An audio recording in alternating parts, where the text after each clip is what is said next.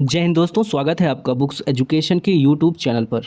Uttar Pradesh police constable री exam के लिए दोस्तों हम लोग घटना चक्र की इस बुक से देखिए मानसिक अभिरुचि पार्ट है दोस्तों। यहाँ पे चैप्टर वाइज क्लास कर रहे हैं दोस्तों। एक क्लास हमने कंप्लीट कर लिया है जनहित। आज की क्लास में दोस्तों हम लोग दूसरा चैप्टर करने वाले हैं कानून एवं शांति व्यवस्था 10 से लेकर 18। पहले पूरा चैप्टर आपको दिखाएंगे दोस्तों, कितने क्वेश्चन है, थ्योरी कैसे है, उसके बाद पूरा क्वेश्चन लगभग 50 से 55 क्वेश्चन दोस्तों है सेकंड चैप्टर में। प्रीवियस क्वेश्चन और चैप्टर से रिलेटेड टॉपिक वाइज क्वेश्चन दोस्तों सारी चीज़ें कंप्लीट करेंगे। चलिए शुरू करते हैं दोस्तों क्लास। सेकंड चैप्टर है दोस्तों कानून एवं शांति व्यवस्था, लॉ एंड ऑर्डर। तो दोस्तों थ्योरी दिया है स्टार्टिंग में, उसके बाद लगभग यहाँ पे साथियों 55 क्वेश्चन दिया हुआ है, आपको दिखा दे रहे हैं। यहाँ पे बहुत इंपॉर्टेंट टॉपिक्स है। देखिए गृह मंत्रालय की भूमिका, सीमा सुरक्षा बल, केंद्रीय औद्योगिक सुरक्षा बल, राष्ट्रीय सुरक्षा guard, Assam rifles, SSB. Question देखिए दोस्तों यहाँ पे। उसके बाद क्लास हम स्टार्ट करेंगे। सारे क्वेश्चन दोस्तों 14 क्वेश्चन है। बाकी प्रीवियस एग्ज़ाम के जो क्वेश्चन है दोस्तों वो सारे क्वेश्चन भी हम कराएंगे। यहाँ पे प्रीवियस एग्ज़ाम के क्वेश्चन दोस्तों लगभग दिया है 40। ठीक है, चलिए आइए क्लास स्टार्ट करते हैं। यहाँ से क्वेश्चन से दोस्तों सारी चीज़ें क्लियर हो जाएगी। पीडीएफ दोस्तों टेलीग्राम पे आपको हम प्रोवाइड कर देंगे। पहला क्वेश्चन पे आते हैं। देखिए फर्स्ट क्वेश्चन है, पुलिस का क्या कार्य है, बताइए पुलिस का क्या कार्य है। राइट ऑप्शन यहाँ देखिए दोस्तों क्या दिया है, अपराध का पता लगाना, उनको रोकना एवं समाज में कानून और व्यवस्था स्थापित करने का बुनियादी कार्य करना, ये होता है पुलिस का काम। ऑप्शन सी यहाँ पे सही हो जाएगा। चलिए सेकंड क्वेश्चन पे आते हैं दोस्तों। सेकंड क्वेश्चन पे क्लियर है? ओके, चलिए सेकंड क्वेश्चन है, भारतीय संविधान की किस अनुसूची में पुलिस और लोक व्यवस्था को राज्य का विषय कहा गया है।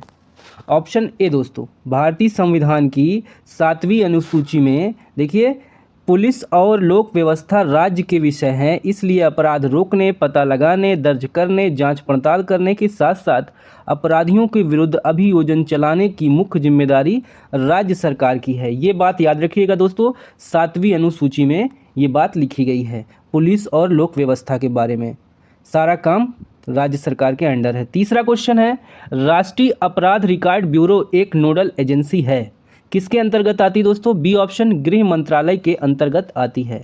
चलिए इसको भी डिटेल में पढ़ेंगे। राष्ट्रीय अपराध रिकॉर्ड ब्यूरो यानी NCRB, national crime records bureau, गृह मंत्रालय के तहत एक नोडल एजेंसी है जो अपराधों, ठीक है, अपराधों को बेहतर ढंग से रोकने और नियंत्रित करने की उचित रणनीतियाँ तैयार करने में राज्य की सहायता करने के उद्देश्य से अपराध संबंधी आंकड़े एकत्र करने, संकलित करने और विश्लेषण करने का कार्य करती है। ठीक है, चलिए इसका कलर हल्का कर लेंगे दोस्तों तो आपको अच्छे से दिखेगा। चलिए चौथा क्वेश्चन पे आ जाइए। राष्ट्रीय दंड संहिता की धारा 146 में निम्नलिखित में से किसे परिभाषित किया गया है। भारतीय दंड संहिता की धारा 146 में किसे परिभाषित किया गया है, बलवा को। अब बलवा क्या होता है इसके बारे में जानकारी लेंगे दोस्तों। देखिए बलवा के बारे में यहाँ लिखा है, भारतीय दंड संहिता की धारा 146 में बलवा को परिभाषित किया गया है, जिसके अनुसार जब किसी विधि विरुद्ध जमाव द्वारा किसी सदस्य द्वारा ऐसे जमाव के सामान्य उद्देश्य को अग्रसर करने में बल या हिंसा का प्रयोग किया जाता है, तब ऐसे जमाव को हर सदस्य बलवा करने का अपराध का दोषी माना जाता है। यह गंभीर अपराध है। समझ में आया दोस्तों। चलिए अगला क्वेश्चन है, अवैध गतिविधियों को रोकने में, देखिए क्वेश्चन पांचवा है, अवैध गतिविधियों को रोकने में ऑप्शन दिया है, क्या होगा सही। सही हो जाएगा सी दोस्तों, पुलिस के साथ साथ जनता को भी अपनी सक्रिय भूमिका अदा करनी चाहिए। सी ऑप्शन यहाँ पे सही हो जाएगा। चलिए नेक्स्ट क्वेश्चन पे आते हैं दोस्तों।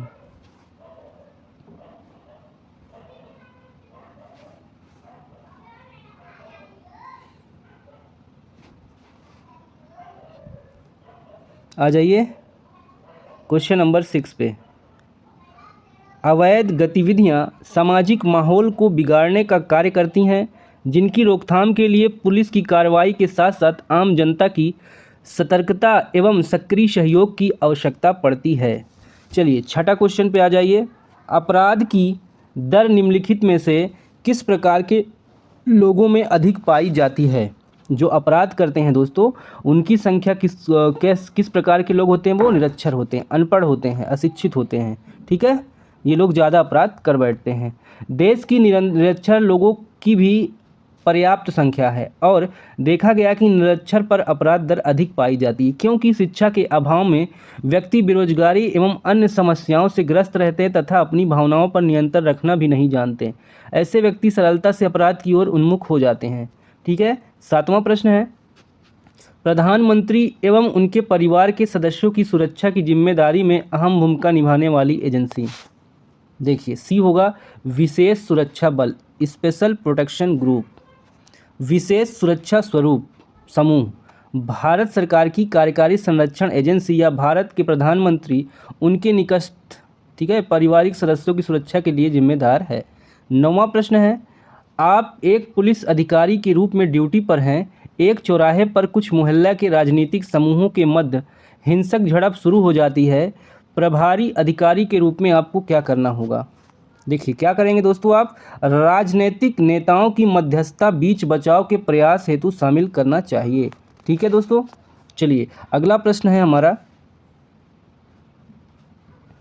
9वां क्वेश्चन। देखिए, आप एक पुलिस अधिकारी के रूप में ड्यूटी पर हैं। उसी समय उस क्षेत्र में दंगा भड़क उठता है, उसके लिए और पुलिस बल की आवश्यकता होती है। आप उस कंडीशन में क्या करेंगे बताइए? बी ऑप्शन देखिए, यहाँ पे बी ऑप्शन, सुलह एवं शांति की अपील करने हेतु समुदाय में बड़े बुजुर्गों के साथ बातचीत करनी चाहिए। 9वां क्वेश्चन हो गया दोस्तों, सेम एक्सप्लेनेशन है। ठीक है, इससे स्किप कर देते हैं। 10वां क्वेश्चन है, एक पुलिस अधिकारी के रूप में आप पर्याप्त चेतावनी देने के पश्चात हिंसक भीड़ पर आंसू गैस का प्रयोग करते हैं।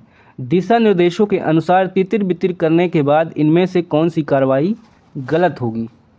देखिए दोस्तों, पूरी चीज़ें हैं। आपने पर्याप्त चेतावनी दी, हिंसक भीड़ पर आंसू के गैस के गोले छोड़े, दिशा निर्देश दिया, तितर बितर करने के बाद भी कौन सी कार्रवाई गलत होगी? देखिए, क्षेत्र की मीडिया को प्रवेश की अनुमति देना, ये गलत हो जाएगा। क्षेत्र में मीडिया को प्रवेश की अनुमति देना, ये गलत कार्रवाई हो जाएगी। ठीक है, इन्हें भी रोकना होगा वहाँ से पहुँचने के लिए। न्यूज़ की टीआरपी बढ़ाने के लिए दोस्तों चैनल वाले बढ़ा चढ़ा के चीज़ों को दिखाते हैं, जिससे अराजकता फैल जाती है। चलिए 11वां क्वेश्चन है, आप अपराध विभाग के अधिकारी हैं। आपको खबर मिलती है कि कुछ युवा रात के समय सार्वजनिक पार्क में नशीला पदार्थ बेच रहे हैं। आप क्या करेंगे? क्वेश्चन तो समझ में आ गया। आपको करना क्या है? नशीले पदार्थ की बिक्री के व्यवसाय के बारे में अधिक जानकारी प्राप्त करेंगे तथा अपने टीम के साथ उन्हें रंगे हाथ पकड़ेंगे। ठीक है, डी ऑप्शन आपका सही हो जाएगा। चलिए दोस्तों, डी के बाद आ जाइए अगले क्वेश्चन पे। 12 है, किसी भी दुर्घटना या गंभीर दुर्घटना की सूचना मिलने पर पुलिस को सर्वप्रथम क्या करना चाहिए? देखिए, डी ऑप्शन, सर्वप्रथम घायलों को अति शीघ्रता से चिकित्सीय सुविधा उपलब्ध करानी चाहिए। डी ऑप्शन सही हो जाएगा।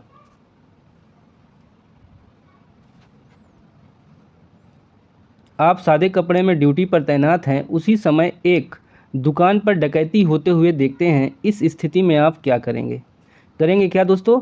अपने वरिष्ठ अधिकारियों को सूचित कर पुलिस बल की प्रतीक्षा करेंगे। ठीक है, डकैती हो रही है तो ढेर सारे चोर लुटेरे हैं वहाँ पे। चलिए अगला क्वेश्चन हो जाएगा हमारा 14 नंबर पे। एक त्यौहार के दौरान भीड़ भाड़ वाली सड़क पर ट्रैफिक ड्यूटी करते समय ट्रैफिक सिग्नल खराब हो जाता है। ऐसे में ट्रैफिक पुलिसकर्मी क्या करेगा? देखिए दोस्तों, क्या करेगा? यातायात को सुचारू रूप से संचालित करने के लिए हाथों के इशारों से नियंत्रित करेगा। सी ऑप्शन यहाँ पे सही हो जाएगा। तो दोस्तों, क्वेश्चन तो हो गए हैं। अब हम लोग पढ़ेंगे जो परीक्षा में पूछे जा चुके हैं इस टॉपिक से, इस चैप्टर से रिलेटेड क्वेश्चन। ठीक है, चलिए देखिए, ये जो परीक्षा निरस्त हुई थी वहाँ पे ये क्वेश्चन पूछा गया था। आइए दोस्तों, पहला क्वेश्चन देखिए क्या है। आप एक पुलिस अधिकारी के रूप में तैनात हैं। एक कॉलेज परिसर में छात्र राजनैतिक समूहों के बीच हिंसक झड़पें शुरू हो गई। प्रभारी अधिकारी के रूप में आपको देखिए क्या करना होगा? मध्यस्थता प्रयास में छात्र नेताओं को शामिल करना चाहिए। ठीक है, ऐसी स्थिति हो तो दोस्तों मध्यस्थता जरूरी है नेताओं के बीच, जो छात्र नेता हैं। चलिए आगे है सेकंड क्वेश्चन। आप एक महानगरीय शहर के एक पुलिस स्टेशन के वरिष्ठ प्रभारी निरीक्षक हैं। आप अपने क्षेत्र में कानून व्यवस्था बनाए रखने और अपराधों को रोकने के लिए कड़ी मेहनत कर रहे हैं। हालांकि कुछ प्रशासनिक कारणों से आपको ट्रैफिक पुलिस इकाई में स्थानांतरित कर दिया जाता है, जहां आपको यातायात प्रवाह का प्रबंधन करना और नियमों को लागू करना होता है। आपको लगता है कि यह आपके कौशल और अनुभव की बर्बादी है। आप क्या करेंगे? क्या करेंगे दोस्तों? नई भूमिका को अपनाना चाहिए, यातायात प्रबंधन के कौशल चुनौतियों को सीखना चाहिए। बी ऑप्शन यहाँ पे करेक्ट हो जाएगा। आया हुआ क्वेश्चन है दोस्तों। चलिए नेक्स्ट क्वेश्चन पे आ जाइए। चलिए पढ़िए।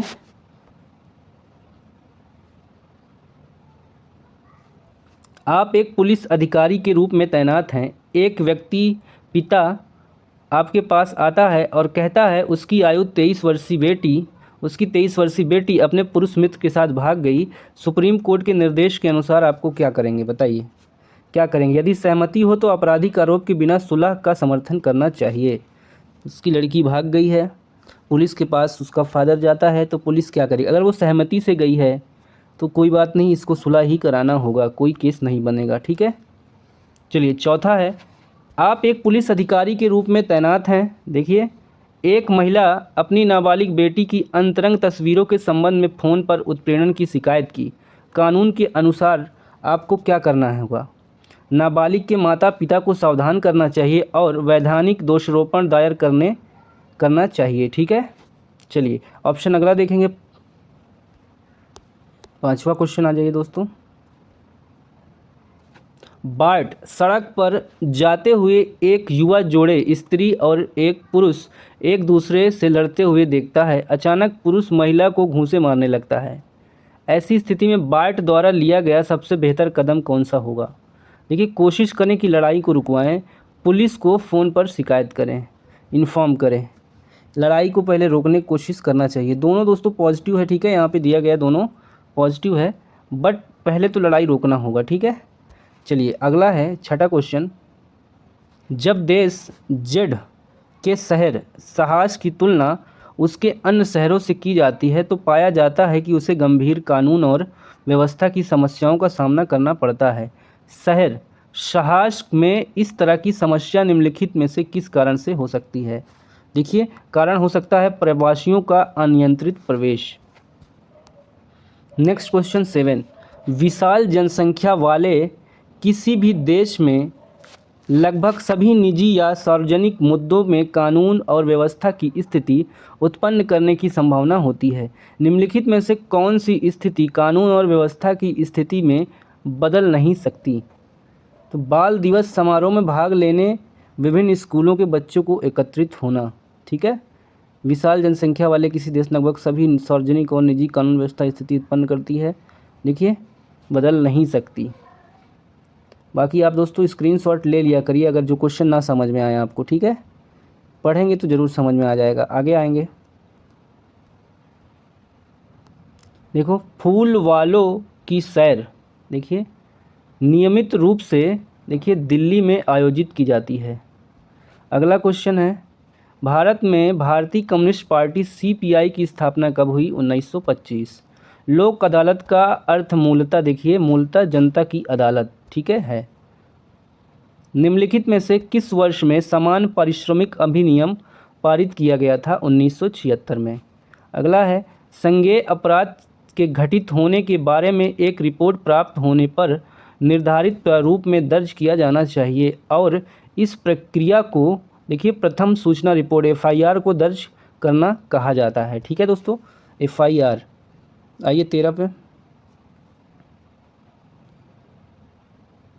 निम्नलिखित में से कौन सी वैकल्पिक विवाद समाधान तंत्र में प्रयुक्त तकनीक नहीं है? तो अवपीड़न। अवपीड़न नहीं है। अवपीड़न क्या होता है दोस्तों? देखिए, अवपीड़न वैकल्पिक विवाद समाधान तंत्र, ठीक है, में प्रयुक्त तकनीक नहीं है। चलिए आगे देखिए। 14, निम्नलिखित में से कौन सी एजेंसी भारत में अपराध के आंकड़ों को एकत्र करने, संकलित करने और विश्लेषण करने की प्रक्रिया में लगी हुई है? एनसीआरबी, राष्ट्रीय अपराध रिकॉर्ड ब्यूरो। स्टार्टिंग में पढ़ा था दोस्तों। चलिए आगे आ जाइए 15 पर। भारत में असंगठित क्षेत्र के उद्यमों के लिए राष्ट्रीय आयोग का गठन कब किया गया? 2004 में। शांति युद्ध की अनुपस्थिति से अधिक शांति समझौता है, सामंजस्य है, यह किसके द्वारा कहा गया है? ये लैनी टेलर के द्वारा कहा गया है। देखिए अगला क्वेश्चन, निम्नलिखित में से स्वतंत्र भारत के प्रथम कानून मंत्री कौन थे? आइए दोस्तों अगला देखिए, प्रथम कानून मंत्री थे डॉक्टर BR अम्बेडकर। अगला क्वेश्चन है, नरसंहार मानवता के विरुद्ध अपराध और युद्ध अपराध का अभियोजन किस संगठन द्वारा संचालित किया जाता है? अंतर्राष्ट्रीय अपराध न्यायालय द्वारा। विश्व प्रसिद्ध दार्शनिक कार्ल मार्क्स का जन्म किस देश में हुआ था? इनका जन्म दोस्तों जर्मनी में हुआ था। किसने कहा था कि हमेशा विचार और शब्द और कर्म के पूर्ण सामंजस्य को लक्षित करें, हमेशा अपने विचारों को शुद्ध करने का लक्ष्य रखें और सब कुछ ठीक हो जाएगा? ये बात महात्मा गांधी ने कही थी। अगला क्वेश्चन है, गांधी जी की गिरफ्तारी के बाद निम्नलिखित में से किसने नमक सत्याग्रह का नेतृत्व किया? सी ऑप्शन हो जाएगा सरोजिनी नायडू ने। आइए दोस्तों 22 है, चौरी चौरा कांड कब हुआ? कांड को बदल दिया गया दोस्तों, ठीक है। चौरी चौरा कब हुआ? 1922 में। आपराधिक न्याय प्रणाली में आत्मदोष लगाने का क्या अर्थ है? अपराध स्वीकार करने का कार्य। द कम्युनिस्ट मैनिफेस्टो पुस्तक जो विश्व में साम्यवाद के संस्थापक दस्तावेज बन गया, किसने लिखी? कार्ल मार्क्स और फ्रेडरिक एंगेल्स ने लिखी। 25 है, निम्नलिखित में से कौन सी एजेंसी 1985 में विशेष रूप से भारत के प्रधानमंत्री और पूर्व प्रधानमंत्रियों को सुरक्षा कवच प्रदान करने के लिए स्थापित की गई है? विशेष सुरक्षा बल SPG। 26, भारतीय कानून के अनुसार किशोर वह व्यक्ति है जिसने 18 वर्ष की आयु पूर्ण कर ली है।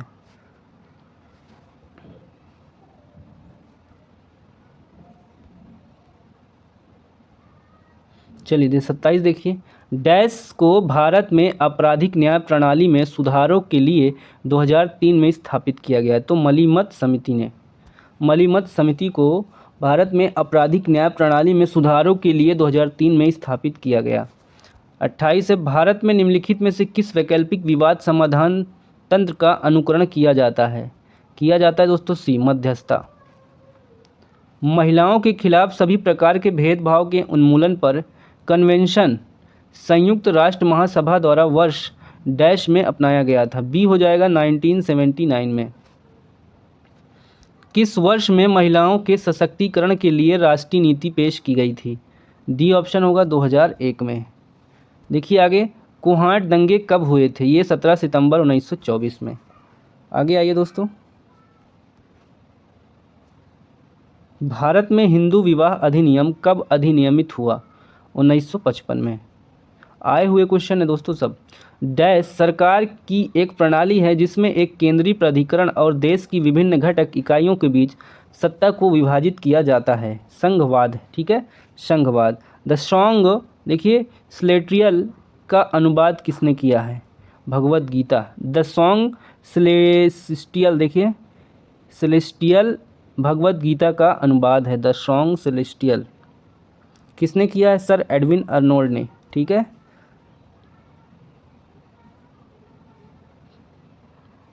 पैंतीस भी देख लीजिए दोस्तों, निम्नलिखित में से कौन सा विषय भारत संविधान की राज्य सूची के अंतर्गत आता है? सार्वजनिक व्यवस्था। चलिए इधर वाले भी देख लीजिए।